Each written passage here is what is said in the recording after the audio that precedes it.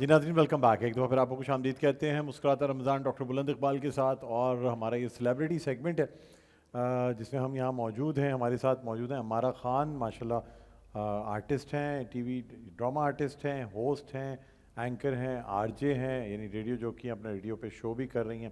ان کے ساتھ ساتھ فائدہ کامران تشریف فرمائیں. اور ہمارے ساتھ ڈاکٹر شبانہ ناز صاحبہ موجود ہیں جو کہ نیورو مسکولر اسپیشلسٹ ہیں. اور ان سے ہم نے بہت کچھ آج جانا ہے کہ ہم کس طریقے سے اپنے مسلز پٹھوں کو اور اپنی نسوں کو ٹھیک رکھ سکتے ہیں. نیورو مسکولر کا مطلب ہے نیورو مانے نروز اور مسلز مانے پٹھے ہمارے.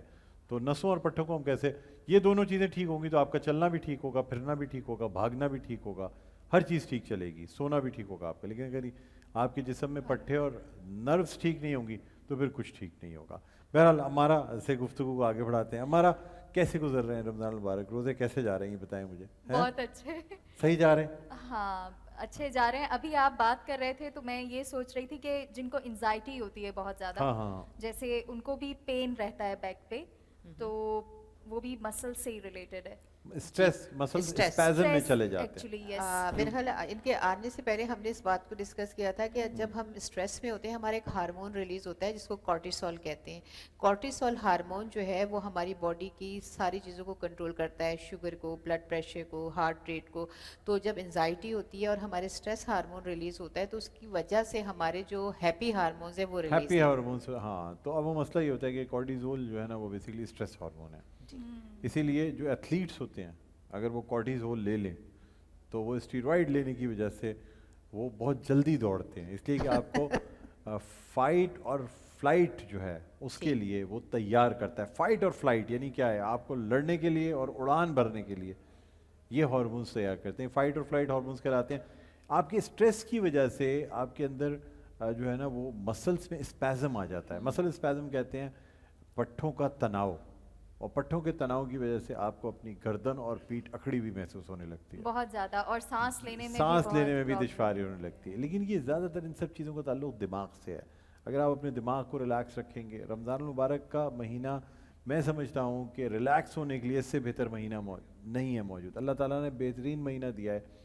آپ قرآن مجید کی تلاوت کریں یا قرآن مجید کی تلاوت سنیں اور آپ روزے رکھیں، آپ نماز پڑھیں، 5 وقت وضو کریں. میں سمجھتا ہوں کہ سب سے بڑا ریلیکسنگ تو انسان کا وضو ہے. جب اللہ تعالیٰ نے جب وضو بتایا نا، جب آپ پانی ماتھے پہ اور اپنے منہ پہ پانی لگاتے ہیں اور پورے جسم پہ، آدھے جسم پہ جہاں جہاں پانی لگاتے ہیں، آپ اس سے ہی بہت ریلیکس ہو جاتے ہیں. تو یہ بڑی ریلیکسنگ چیزیں ہیں.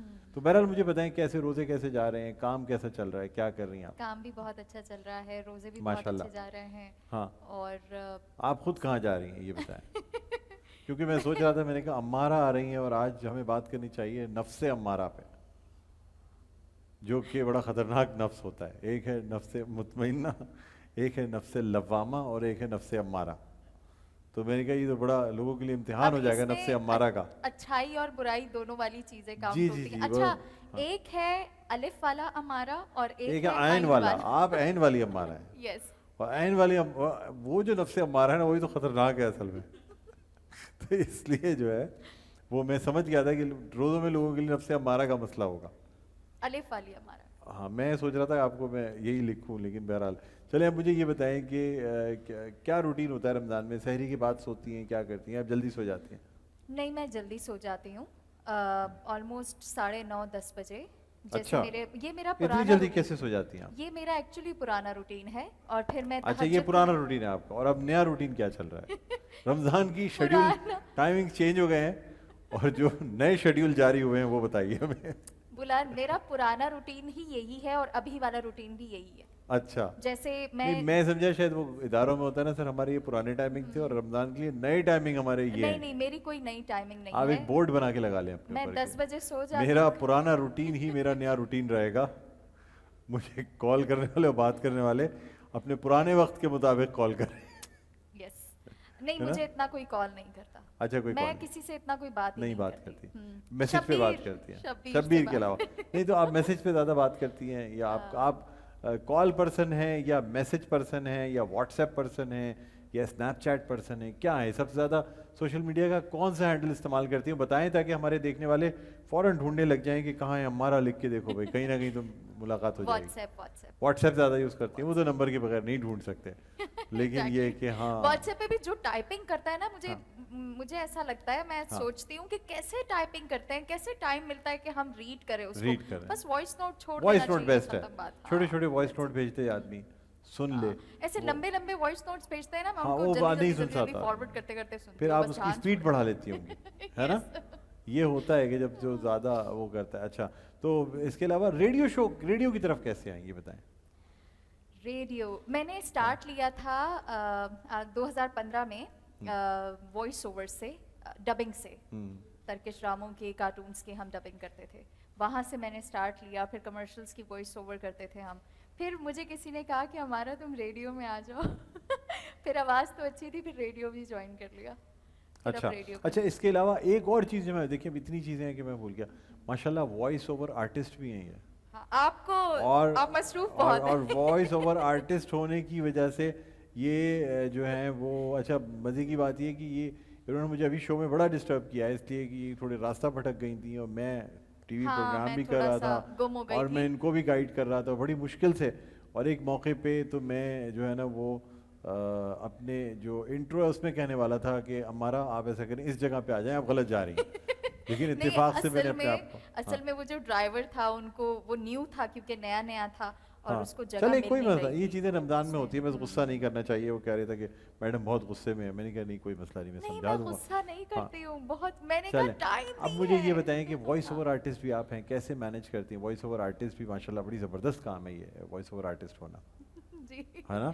मैनेज कर लेती हूँ, वीडियो मुझे देख बहुत के शौक है। और फिर उस पे अपना जो है ना वो, अच्छा बुलंद, मुझे इतना शौक है ना रेडियो करने का, सिर्फ रेडियो करने का इतना ज्यादा शौक है मुझे। अगर कोई आधी रात में भी बोलेगा हमारा खान नींद से उठो रेडियो करना है, तो माशाल्लाह। मैं नींद से उठ के भी ना रेडियो वैसे ही करूंगी जैसे मैं नॉर्मल करती हूँ। मज़े की बात ये है कि आपका तलफ़ुज़ और आपके जो मखरज हैं वो बड़े क्लियर हैं, यानी केपी के या पश्तो स्पीकिंग हो के भी कहीं से लगता नहीं है कि आप, वैसे तो हमारे बड़े बड़े शोरा हजरात, अहमद फराज साहब का ताल्लुक़ केपी के से, क्या आप पाए के शायर हैं वो, लेकिन ये कि और आपका भी माशाल्लाह जो अंदाज़े तकल्लुम और अदायगी और ये सारी चीज़ें बड़ी क्लियर हैं। इसलिए कि देखें, वॉइस ओवर आर्टिस्ट बनने के लिए इंसान का तलफ़ुज़ और उसका अंदाज़े तकल्लुम और उसकी अदायगी बड़ी बड़ी वाज़ेह होनी चाहिए, तब आप वॉइस ओवर आर्टिस्ट बन सकते हैं, वॉइस वरना बहुत नहीं क्लियर बन होनी चाहिए। वॉइस क्लियर होनी चाहिए। लेकिन आप माशाल्लाह इतनी अच्छी वीडियो रखते हुए भी आप ऑडियो की तरफ चली गई, ये क्यों?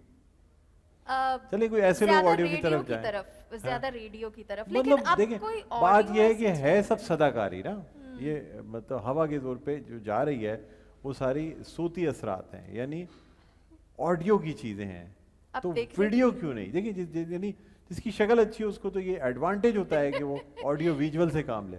हाँ, ठीक नहीं है। नहीं, अब लाइव भी आते हैं हम। हाँ, अच्छा, लाइव फेसबुक पे और इस पे आ हाँ जाते हैं। हाँ हाँ, ठीक तो है, ठीक लोग है। जानते हैं हमें।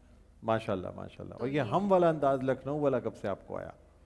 ये कुछ लोगों के साथ, दोस्तों के साथ रह के आएगी, मैं बड़ी मतलब हैरान हूँ, मैं यानी सबकी बात इस कर वक्त रही तो हूँ ये ना। ना बिल्कुल एक डिफरेंट खोचे एक ऐसा कोई लैंग्वेज होता है जो खोचे बिल्कुल पठान वाला लग रहा होता तो समझ में आता। अब अभी मैं आप यहाँ बिल्कुल पश्तो हम पे आ बोलने का गए। क्या करूँ, पश्तो बोल भी नहीं सकती, आपको पश्तो आती है। मुझे बस काश मुझे पश्तो आती होती हाँ, लेकिन मैं सिखा तो दूंगी मैं आपको। आपकी सीक्रेट गुफ्तगू सुन सकता।